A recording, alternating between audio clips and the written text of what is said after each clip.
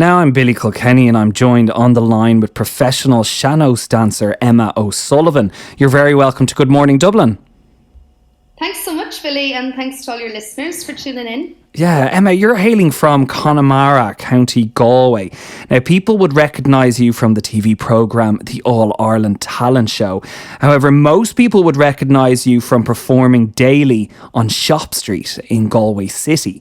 You've had a fantastic career to date, performing all over the world multiple times, touring with various production companies, including performing for Pope Francis on his visit here to Ireland in 2018. However, things took a turn for the worst for you, Emma. There came a time where you believed you would never dance again. Yeah, that's true. So all my dance career, like many performers, I was very bad for not listening to my body. So I had over the years herniated discs and I had developed sciatica from that. So any of your listeners that has ever had a disc bulge or any slight dose of sciatica, they'll know what I'm talking about. It is so painful. You won't sleep. Basic things, day-to-day things like just getting up in the morning in pain. It's a really tough injury. Usually when people have herniated discs, they'll take time off work and they'll go straight into physio and they'll really look after themselves. But I've chatted a lot with my friends who dance as well. And different friends that just rely on their bodies for work. Even my friends that work as builders. We've all kind of been put in that position where you just have to struggle on. And you don't look after yourself. You just get into that mindset where you stop listening to the pain, you ignore all the warning signs, and you just keep going. You're kind of running off adrenaline. So I did that for about 15 years. And eventually I ran out of luck and I got to the point where I was having so much pain from the sciatica. I was struggling to walk. I would randomly fall over because there was such a weakness and imbalance and pain through my spine, and that even just balancing and staying upright became an issue. It was like an hour-long event to get out of bed in the mornings, months and months of sleepless nights.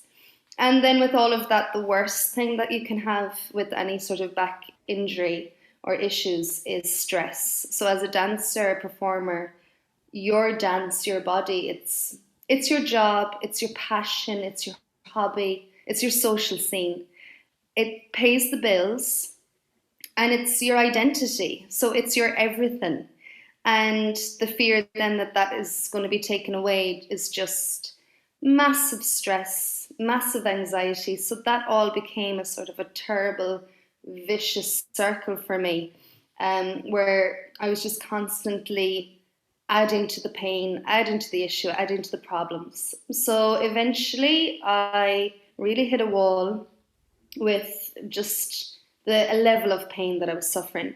I went to a consultant in Galway, Dr. John McCabe, an absolute miracle worker as far as I'm concerned. And as soon as I walked into the office, he said, this is a real mess here. I can tell it's wear and tear. I can tell you haven't been looking after yourself. And it's gotten to the point now where you will have to have an operation on your back. And the recovery time for that, he was very kind, very realistic. He was aware that it was my career. So I needed to be fully informed of the reality of the situation, that this operation, it has, with Dr. McCabe, he has great success with his patients, but when you leave that sort of injury in your body for as long as I left it and push your body to the limits the way I did, and not only dancing, the reality of my work, I would get on buses for days. As we toured around America, you would be sitting on a bus for 12 or 14 hours. Just hopping in the car and driving from Connemara to Galway. Dr. McCabe said that that would be detrimental for my injury. So my whole world had really aggravated the issue in my back. So he was very realistic. He said, I do have great success with this, but you have really, really pushed it. And you need to kind of be aware that there is a 2-year, a 3-year, a 5-year healing process ahead of you. And I am hopeful that you will get back to it, but you have to be aware there is the chance that you won't. And after the operation, I think I had just been dealing with so much pain for so long, and the exhaustion of not sleeping from the pain for so long. My outlook just went so downhill. Didn't he mention a scale of 1 to 10? Yeah, he said everyone has that sort of, it's a scale of what sort of level of pain you're in. So usually with this sort of injury, by the time, say, you would get to a 2 or a 4, you would be in the doctors. You would be taking time off work. Wow. This would be a massive issue. You would be really, really worried. But he said that my scale over the years had just been sort of knocked out of kilter, I suppose. So someone else's 10 had become my 5, we'll say. My pain threshold was getting higher and higher year on year. Incredible. So my own sort of, that happens a lot with anyone that's sort of doing something very physical. You can push yourself to the limit. You can kind of get into the mindset where you just don't listen to the pain. You don't register it the same way as the next person. So he said, it was a bit ironic that I was able to perform through the pain, but in doing that, I had less sense of how much pain was there. Because pain is there for a reason. It's there to let you know that something is wrong. You need to rest and you need to be really aware of it. So now, when I speak to any dancer, or like I said, any one of my friends that does something physical in their work, that's the first thing I say to them. Listen to your body, listen to the pain. Because I'll never forget the day sitting in that office and the reality of there's a chance that you won't dance again. We'll do our best here, and you have good healing in your body, and you will take whatever is in the healing, you'll take that on board. As a dancer, you will do everything you can to heal and mind it now that you are aware of what you need to do. But there's still a chance that you won't go back dancing the way you think. It's not there for you. You have to be aware of that. So yeah, I was absolutely petrified. It was like everything that I knew in my world was just taken away in a moment. And there was the hope. You're eternally hopeful, but then there's that reality that it's not going to go back to normal. You may heal, but are you going to heal enough to get back to where you used to be? That's unbelievable, Emma, and that would add to the recovery, the intensity of the recovery. Not only is your body trying to heal, but then the intense mind frame of thinking that you mightn't dance again is not good for the human body to recover, or the mind. Not at all. Not one bit, because I think dancers by nature are extremely impatient people, especially if you get to the point of being a professional dancer, because you want to do everything yesterday. So you learn your steps quicker, you nail them really fast, you want to be the best you can, the quickest you can, you want to have everything done perfectly, but yeah, yesterday. I think there just is a sort of ambitious and impatient element to dancers. So being told that you have compressed a nerve and a nerve just heals on its own. There is no magic wand for healing a nerve. That's what sciatica is like. So there's a nerve that runs through your body. And when you have really damaged it, it's like having a toothache through your entire body and inside in your mind, because it's such a massive nerve in the body. It runs from your neck down into your toes. And to be told that that nerve will just heal on its own, in its own way, and you have to be patient, sit with it. And then also you're aware that you can't get stressed, you can't get anxious, because any anxiousness tenses up your body and will compress that nerve again because your muscles get tense. So yeah, it was a very, very dark time, because you are waking up every day. Like, I was delighted to get to that point where I was able to sleep for a couple of hours later in the night. So I would be waking up in the morning as opposed to just lying in bed in pain all night long. But yeah, you would wake up and you would get out on the floor and just test and see. And then those mornings when things hadn't changed and hadn't improved, you just... It's like a slap in the face again, is it? Oh my God, yeah. And I was so delighted with the operation. I was so excited to get that operation that Dr. McCabe said you can present at the hospital at 8 o'clock. If you're there for, I think he said if you're there for 7:30, that's when everyone will be on the ward. And my taxi driver dropped me over, because I wasn't able to drive or anything like that at that point. He dropped me over at 5 o'clock in the morning. I was so scared that something would go wrong that day and I wouldn't get the operation, that I went over at that hour and sat outside the hospital door with my little rolly suitcase for 2.5 hours, just waiting to get this procedure. And when I woke up afterwards, I did feel a relief. You know, it had been successful to that point. Wow. Yeah, it Okay. had gone from my 10 to, say, an 8. And then, yeah, it was very slow. And I think that is the nature of these operations. It's called a discectomy. It's slow for, we'll say, about 6 to 8 months. And then suddenly you turn a corner. And depending on how supple you were going into the operation, how strong you were, and how much work you put into the rehab, when you turn that corner, then you get back some control. And then I did feel like that dancer mentality again, where I knew the amount of work I put in from that point, I would see results. I think you were. It's right to say you the end of your tether. I mean that phrase doesn't even seem warranted in this situation. You were at the end of dealing with this, so it was really just a solution, some sort of solution, be it anything at that point, that you were going to go for, wasn't it?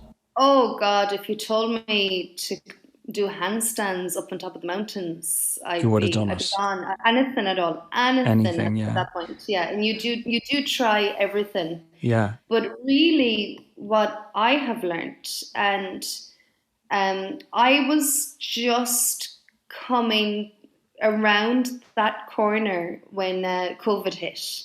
I remember that March, just kind of little things like twisted my hips and going for like a longer walk, things that everyone else just takes for granted. Just noticing, oh, it's 6 o'clock now and I'm not in excruciating pain. Oh, now it's 8 o'clock in the evening and I'm not in excruciating pain. I'm getting longer windows, pain-free. But little things like that, like swiveling your hips, like a hula hoop shape. Things that I couldn't have done, or sitting into a car and going, oh my God, this didn't shoot my body full of pain. These really like hopeful moments were all happening that March when we went into the first lockdown. And that's what COVID taught me anyways. With the lockdown, I suddenly had no option but just to completely stop everything, completely slow down and stop panicking about this race to get better, this race to get back to normal, because there was no normal to get back to now. The whole world stopped. So suddenly I felt okay to stop. And I think performers, anyone in the arts, I think we suffer that a lot, where we are so scared to stop and lose momentum and lose what we have built, that we just keep going. And that's how I got my injury. I just kept going and didn't acknowledge it and didn't vocalize what was going on with me. And suddenly, with the world stopping and no need to keep up with everything else that was going on. So COVID was a blessing for you. Do you think, Emma, looking back now, we're a year on from going into lockdown, you don't know, and hindsight is a wonderful thing, but would you have put pressure on yourself to get back out there as fast as possible? 100%. Wow, okay.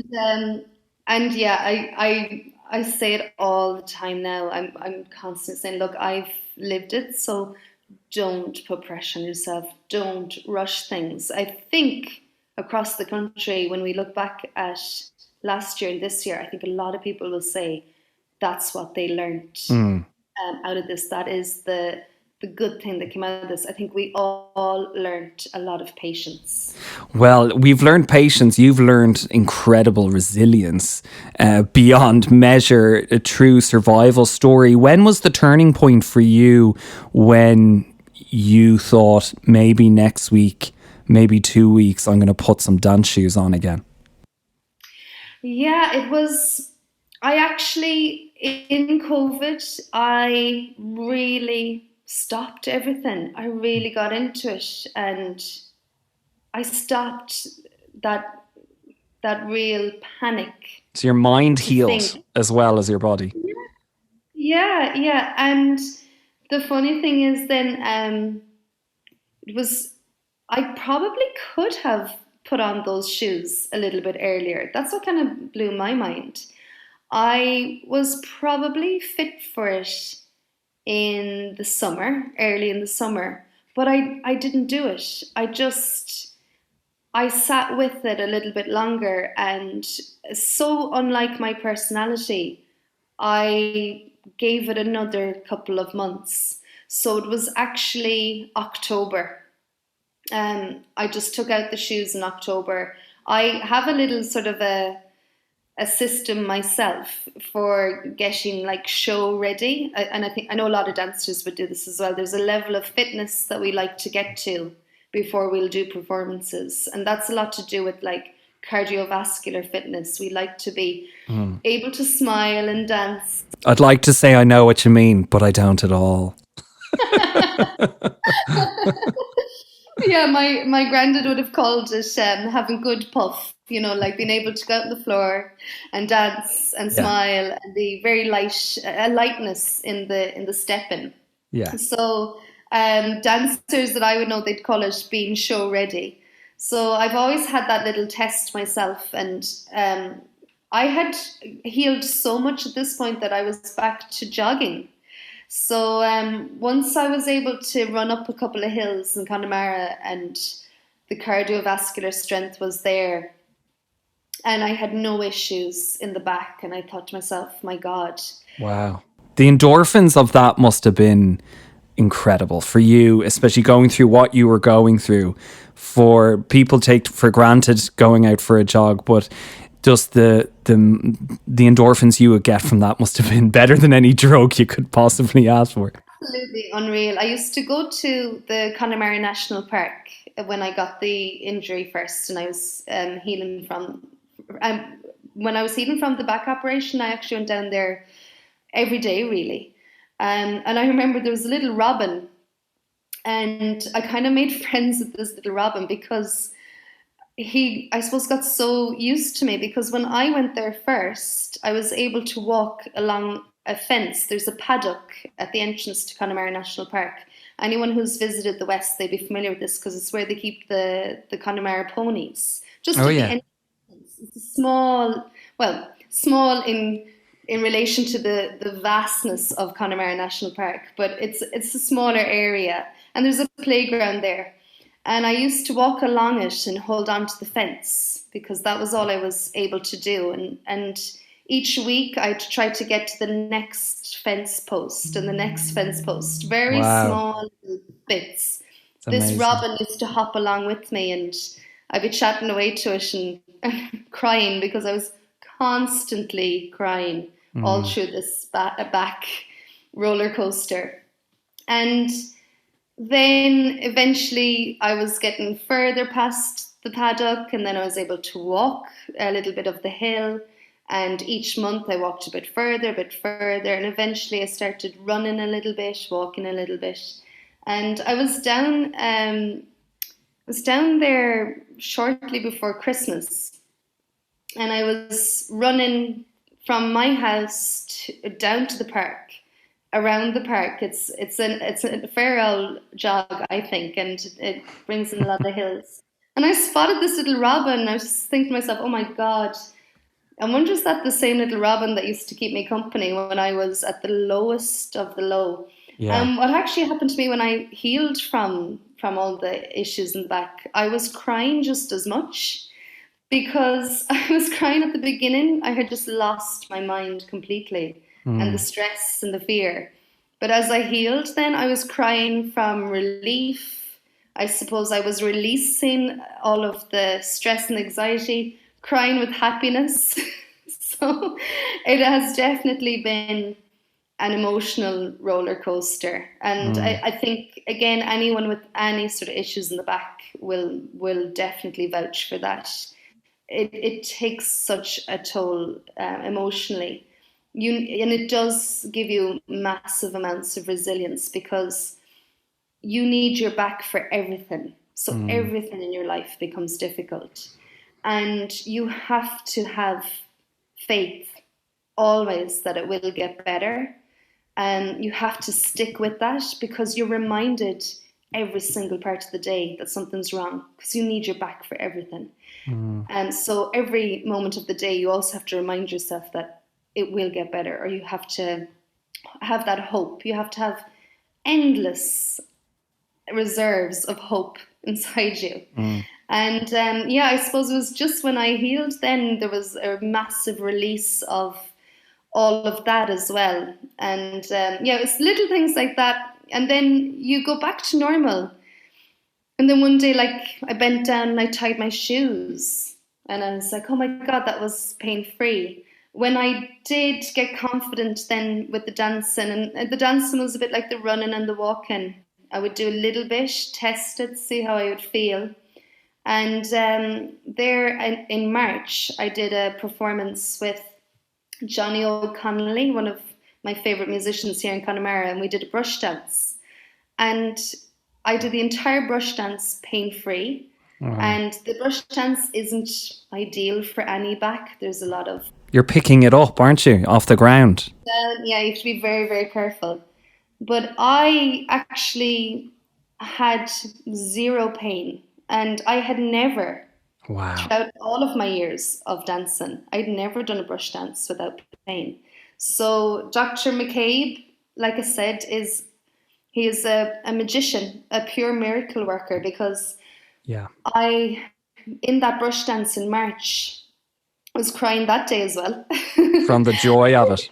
Yeah, because I just realized, oh my Mhm. God, I think I'm actually back better than I ever was for Wow. dancing. I've That's come out the other amazing. side of it. Yeah. That's amazing, Emma. And um, as you said, you needed to start to learn to walk, crawl before you were even thinking of putting dance shoes on. Um, 6 months ago, last October, now you've come back fitter, stronger, healthier than ever before. You now have an online business. Can you tell us a bit about that? And you're making people all over the world, especially during COVID, smile and feel connected and learning to dance. Yeah. Yeah, so I definitely felt that in everything that went on with the back. I found a positive outlook can actually change the world. Like you have no control over what can happen to you in your life. You have zero control over that, but you do have control over how you react to it. And you can control how you view the world. So I could have been stuck in that horrible place in pain and very slow to heal, but I do think a positive outlook definitely helped me. Also, dance for me is a form of therapy. So I Yeah. knew as soon as I would get dancing, it would speed things up more and more. So I've always felt, and I'd say this a lot to my students, I dance because I love the tradition here in Connemara. I love the music. I love moving. I love all of that. But I dance more for the fact that it distracts people. Like if someone sees you dancing for just 2 seconds, even, they won't be thinking about something that bothers them. Even if it's on Shop Street and I'm busking out on the pavements, out in the cobbles, and they stop and go, oh my God, there's a crazy lady dancing in the middle of the road. You know, whatever was bothering them in that moment, they forgot it when they saw me dance. So I like for myself, and I also like for my students, to use dance as a way to just share a Live little in the bit of moment. positivity. Live in the moment, be positive, lift people up. I say distract them from their cares, but I suppose another word is it's uplifting. Yeah. And I use my social media as an extension of that. I know that when I dance, um, I love country music, and I was very lucky to perform with Dolly Parton years ago. Wow. Oh my And goodness. I was thinking about her a lot recently, and just that time in America performing with a lovely bunch of musicians and singers and dancers from Ireland. And I read a quote that she said, "If I see someone without a smile, I just give them mine." You know, and so that Ah. idea of sharing something positive. When I dance, I smile a lot, and I think that is uplifting for people. So I Mm. like my social media to be a version of that. I may not be on the floor performing in front of the people who are on my page, you know, around the Yeah. world. I may not be right in front of them dancing, but in a way, I'm still trying to sort of share that smile with them. So I use my social media as just happy, joyful, uplifting, encouraging posts. I share happy things that they can go onto my social media and have a little distraction from Mm. anything that's. And you teach classes to people all over the world, Japan and everywhere. So yeah, in my social media then.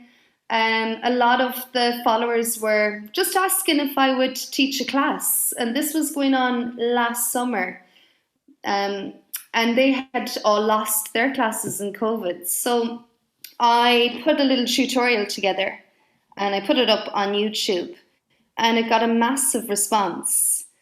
So I just chanced it. I'm not very techy at all. I'm a bit of a tech dinosaur, to be honest. Yeah. But I gave it a go. I set up a Zoom class. I didn't have a clue how this class would come together or how the steps would translate across the screen and across thousands of miles. But thankfully, they went really well. The feedback I got was the students wanted to learn the steps, but they also wanted that bit of happy, positive Mm. time. They wanted to learn more about Connemara and see more of my world that I share on social media. Mm. So they're kind of like a little visit. I kind of bring them into my home in their class. I get to see their homes. We're always looking in the background going, oh, I like your furniture. Oh, is that your cat? And yeah, these classes, they became very popular. I have students from all around the world, and I've been very lucky to have that bit of media uptake on it. And through that, the word keeps spreading. My own Mm. students keep spreading the word, and they do really gorgeous things. Like for the St. Patrick's Festival this year, they all dressed up in their lovely St. Patrick's gear. They made lovely videos Mm. from Hiroshima to Seattle. Wow. And and yeah, all of those videos now are up on the St. Patrick's Festival social channels. And there was a beautiful article about yourself as well. Was it in the Irish Times recently? Yeah, yeah. So it's I think what people like in the story of these online classes is, these students, they can't come to Ireland, the students, the international students. So in a way, I'm bringing a little bit of Ireland to them. And for a lot of us, we've kind of gotten each other through lockdown. So Yeah. it's this time every week that everyone checks in. I get some gorgeous reviews from my students, and I know that all of this, I was saying to them in class last week, they're doing more than dancing. They're doing more than learning steps in our Zoom classes. It's not just me. I'm the facilitator. I'm the tutor. So I bring it all together. But they are the inspiring ones. They're the students that are choosing in lockdown to get off the couch, stop feeling sorry for themselves, frustrated. We're all feeling all those horrible things, but they're really proactive and they're pragmatic. And I just find them so inspiring that they're saying, look, I love to dance and I'm going to dance one way or another. I'm going to do a Zoom class. It's going to be great fun. And when things go back to normal, I'm heading to Connemara and I'm going to have a ball. We have students in class from 7-year-olds up to late 80s, and Wow. to see the older students, and they're so handy with Zoom and they're on WhatsApp, and they're all sharing messages. And Yeah. And it's also to be actually teaching them Seanos as well. It's not just Irish dancing. Like Seanos and the oldest Irish traditional dances for people around the world to be interested is incredible. And no better facilitator than yourself. I think it's an incredible survival story, Emma, that you've had to live through, and it's really just a privilege to hear what the pitfalls that you had to go through in order to get to where you are now, where you're back up dancing, you're stronger than ever, and not only that is you're showcasing Seanos all over the world. And we're going to go actually to have a look at your amazing dancing. We have an amazing video to see you in all your glory. And can you tell us a little bit about the video, Emma? Where was it recorded or yes, filmed? so right now I am in, it's Narnia. It's just the most beautiful place I've ever come across. It's called Moyard. It's halfway between Clifton Town and Letterfrack Village, where Connemara National Park is. Yeah. I could throw a stone here at the kitchen table and it would land out in the sea. There's sea all around me, and behind that, the 12 Bens mountain range. And then I look out to Inishbofin, and there's a lovely little farm here. I don't know if you can hear in the background, there's lambs and there's sheep constantly bleating out in the shed.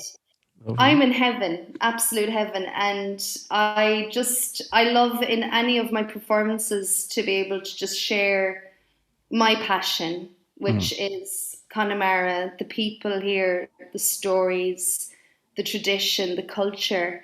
So the video was filmed by a videographer here within my 5K, which is amazing. If I threw another stone out the other side of the house, I would hit his house. Barry Ryan, absolutely gifted, and he's a brilliant musician as well. So yeah, we got some stunning shots here at sunset in Moyard, and should the drone Gorgeous. footage as well. Yeah, you can't beat the drone footage. Yeah, absolutely, Emma. I just want to thank you so much for joining us this morning in the inspirational story.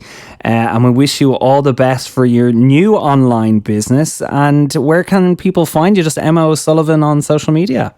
Yeah, well, my website is just my name, emmaosullivan.com. And I have a new course live from Connemara, Introduction to the Dance and the Traditions here. It's starting April 6th at 8 p.m. That's every Tuesday. So they can find all the information for that online course on the website. Amazing. Well, we're going to watch your amazing dancing, Emma, and wish you all the best in the future. Thank you for joining us this morning.